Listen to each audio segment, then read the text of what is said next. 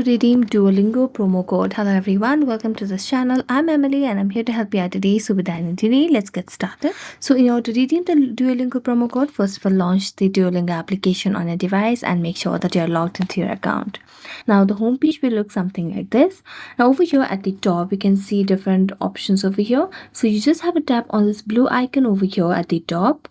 As you tap on it, you'll be led to a new page of shop where you can just scroll down, where you can see special offers, streak, and your gems, hearts, and so on. So just scroll down to the very end, and under promo code you'll be able to see the option of redeem a promo code.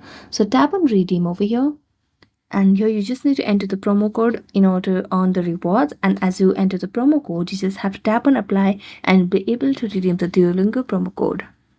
So thank you so much for watching this video. If you enjoyed watching it, don't forget to like, subscribe, and hit the bell notification for more updates.